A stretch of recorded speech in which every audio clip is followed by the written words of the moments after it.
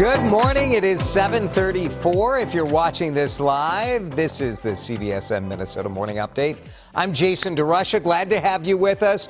Hope you're enjoying this in a nice, warm, and non-windy situation. Maybe you got where you're going this morning. I hope so, because the roads are a mess. Let's take you out live. This is I-694 Stillwater Boulevard.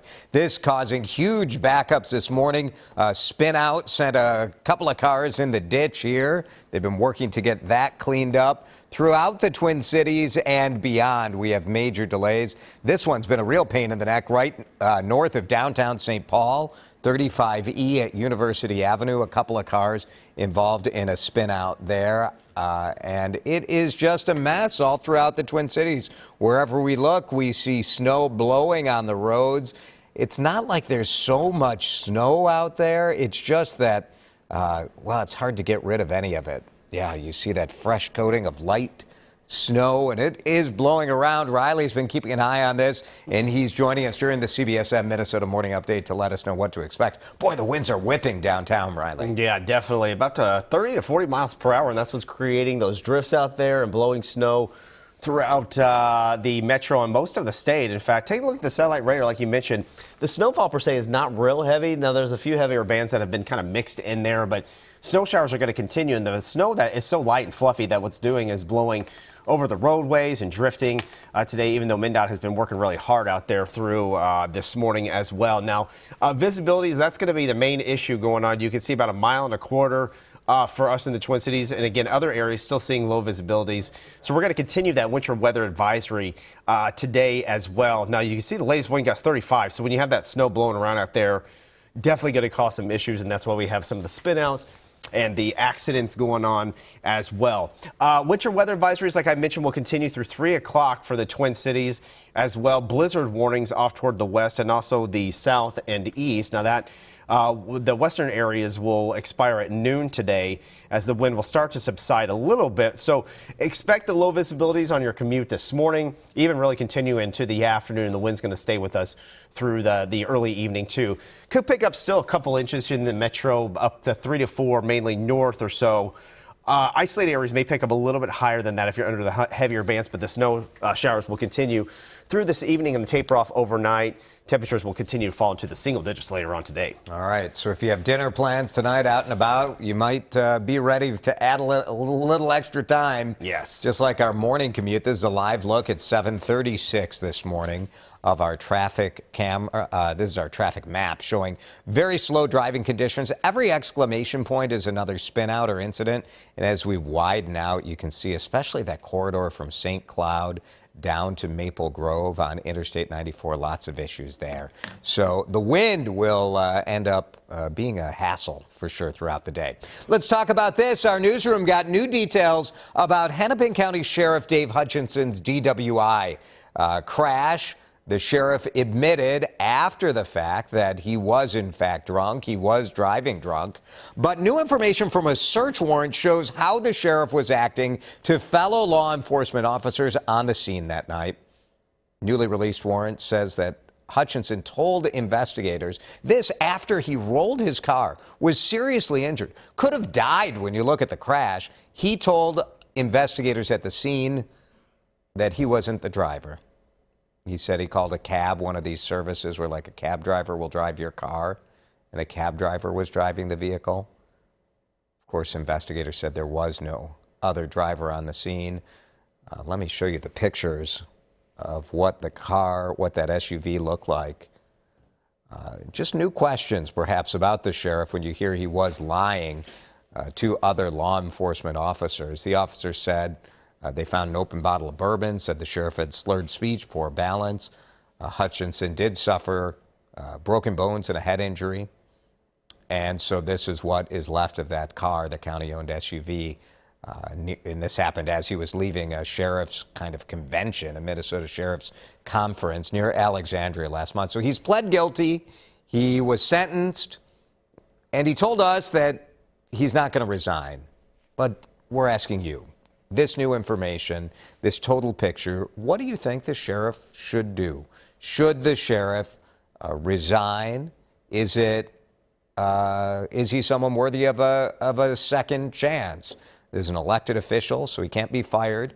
He could be recalled by the voters. But there has not been a large number of elected officials. Certainly, fellow Democrats have largely not been calling on him to resign. One state senator has, but otherwise it's mostly been radio silence. So we ask you to weigh in. Leave your thoughts in a comment on Facebook. We'll share those coming up in a minute. CDC updated its COVID quarantine guidance. It's a little bit like a choose-your-own-adventure, though. Last week, the agency changed the isolation from 10 to 5 days after you test positive. The new update says, well, if you still have symptoms after 5 days and you can find a rapid test, you should take one. And if you're negative, you're fine. If you're positive, you should consider continuing to isolate.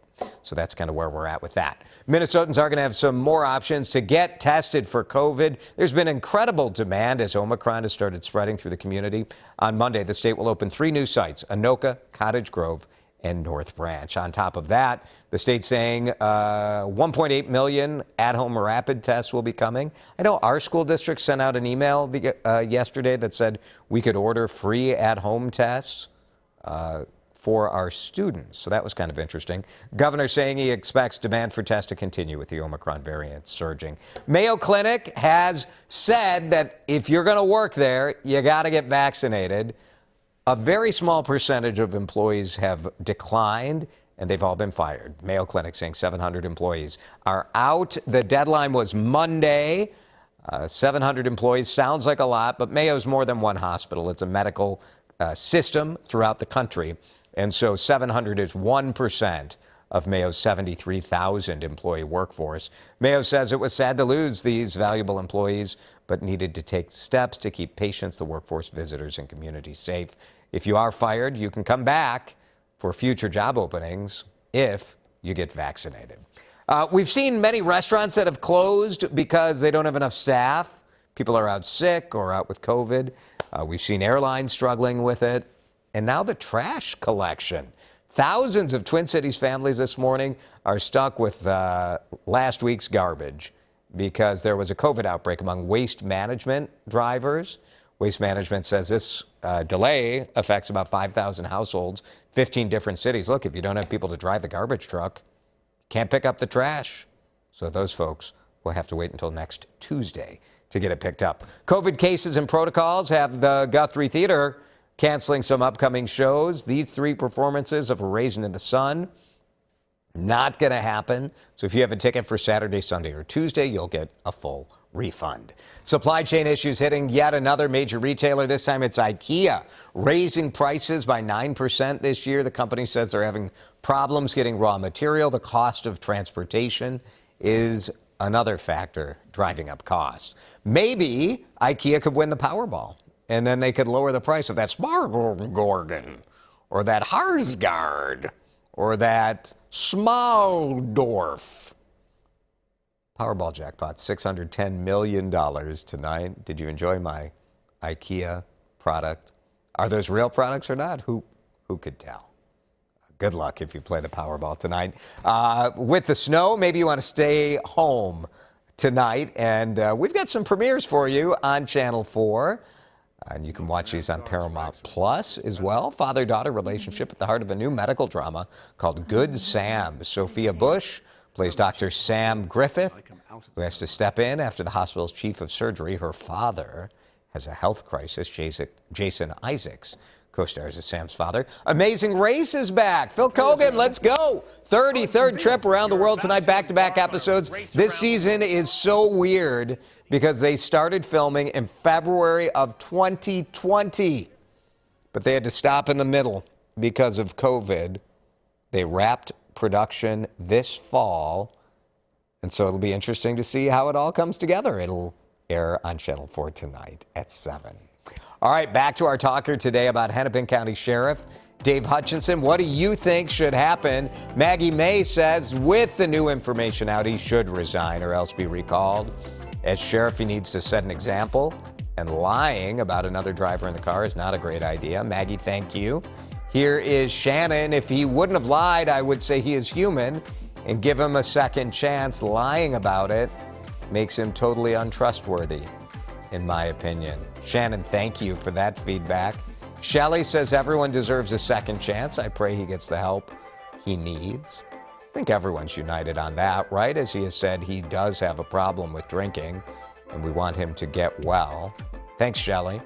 Here's Jackie. The sheriff should be someone who's respectable and a good role model. This sheriff not only drove drunk, but lied about it, got in an accident that could have killed himself and others. People make mistakes, yes, but in these cases, this is someone who should resign and look for a career less in the public eye. Jackie, thank you. Thank you all. Really thoughtful comments. I appreciate that. Stay safe with the snow today, and then it's going to get real cold. So kind of a bummer you won't be able to totally enjoy that snowy weather, but we'll get through it. It's Minnesota, January, right? We're used to these cold temperatures, a little bit of snow as well. Let's do it again tomorrow. What do you say? CBSN Morning Update. Thanks for hanging out with us. We'll see you.